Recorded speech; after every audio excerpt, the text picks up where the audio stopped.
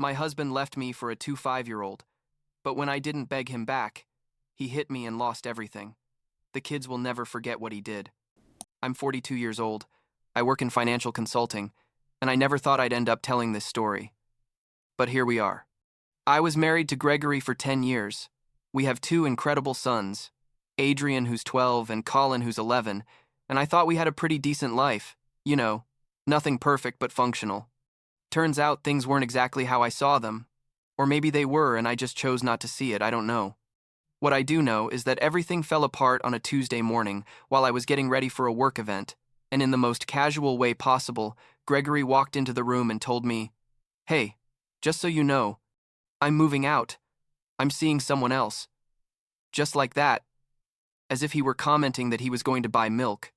I just stood there with my tie half on, and all I could say was, "Oh, okay, when are you leaving?" And he looked at me like I was from Mars or something, like expecting me to explode or cry or I don't know what. But the truth is, I just felt this enormous exhaustion, like when you finally stop carrying something heavy that you'd been carrying so long you didn't even realize the weight anymore. I guess I should backtrack a bit so this makes sense. Gregory and I met like 13 years ago. I was almost 30. He was 3 years older than me. We got married relatively quickly and decided to adopt because we both wanted kids, but neither of us wanted to deal with the whole surrogacy process.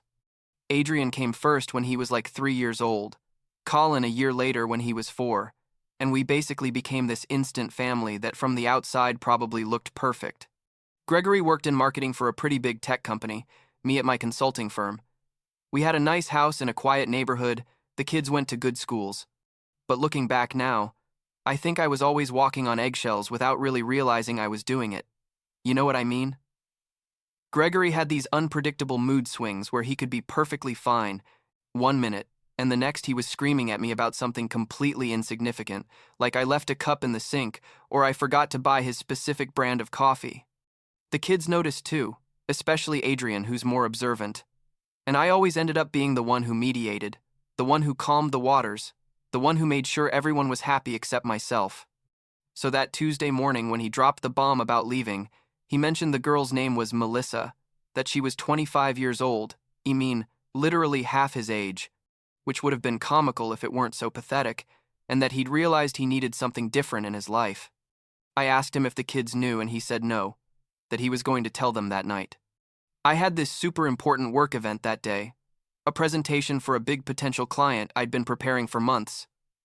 So I basically told him, "Well, talk to me after the event and we'll see how we handle this. I have to go." And I left. I literally went to work as if nothing had happened, did my presentation, closed the deal, and on the way back I sent a text message to my coworker Walter that said something like, "Haha, I just got dumped for a 25-year-old. Need drinks this weekend." Except that, and this is where things get interesting, I didn't send the message to Walter. I sent it to Gregory. I didn't realize until I got home and saw his face.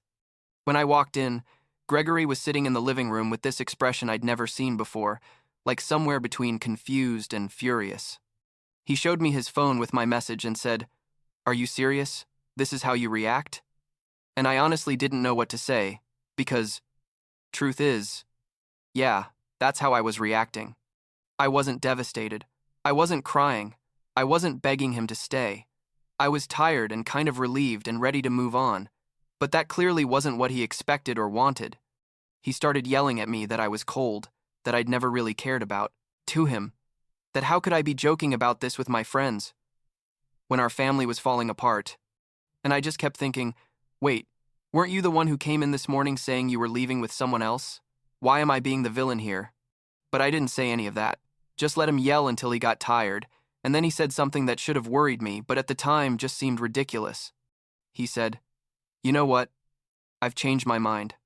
I'm not going anywhere. We're going to fix this." The next few days were absolutely surreal. Gregory acted like nothing had happened, like he'd never mentioned Melissa or leaving us. But I'd seen behind the curtain, you know. I already knew he wanted to leave, that there was someone else, and there was no way to erase that. I told him we needed to talk seriously about divorce and how we were going to handle it for the kids, and he just refused to have the conversation. He'd say things like, "You're overreacting," All marriages go through rough patches. We can go to therapy. But I didn't want to go to therapy. I didn't want to fix it. I wanted out.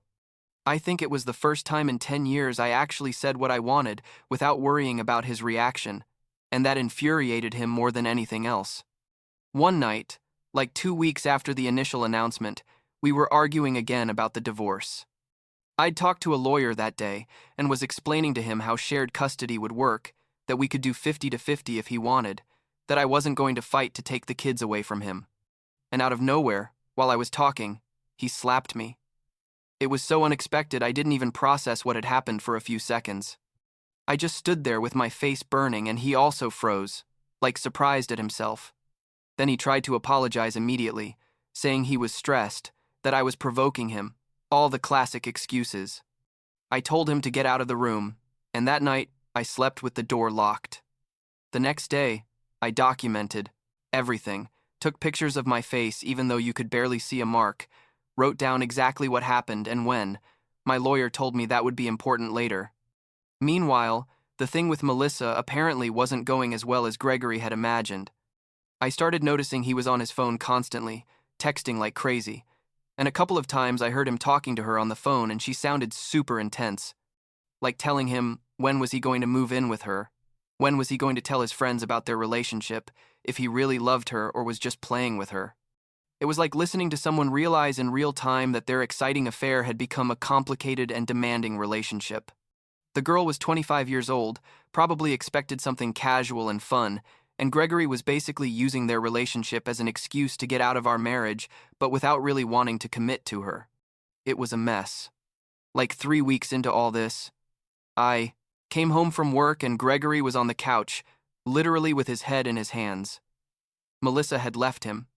Apparently, she'd finally had enough of him not making up his mind, told him he was a coward and that she didn't want anything more to do with him. And you know what Gregory did? He called Adrian, our 12-year-old son. He called him on his cell phone, crying about how his relationship had ended and that he didn't know what to do. Adrian came looking for me, completely confused and worried, asking me what was wrong with Dad and who was the person he was talking about. I had to sit down with both kids that night and explain to them as gently as possible that Dad and I were going to get divorced, that Dad had met someone else but that was already over, and that none of this was their fault and that we both loved them very much. Adrian looked at me with those super mature eyes he has and said, "We already knew. It's been weird for weeks." Colin, who's more sensitive, started crying and asked if we were still going to be a family. I promised them we would always be a family, just in a different way. After Melissa left him, Gregory tried some kind of reconciliation with me. It was pathetic, honestly. He'd bring me coffee in the mornings, tried to cook dinner, wanted us to watch movies together like before. And every time I told him the same thing, "Gregory, this is over, we need to move on." He oscillated between begging me and getting angry at me, telling me I was the one destroying our family, that how could I be so selfish? But for the first time in a long time, I felt clear. I wasn't angry. I wasn't sad. I was just ready to close this chapter and start a new one. That clarity was something I'd never felt in our marriage, where I was always navigating his emotions and trying to keep the peace. The kids started asking more questions. Adrian, mainly, because Colin was still processing everything. Adrian would ask me things like, "Did Dad really have a girlfriend? Is that why we're getting divorced?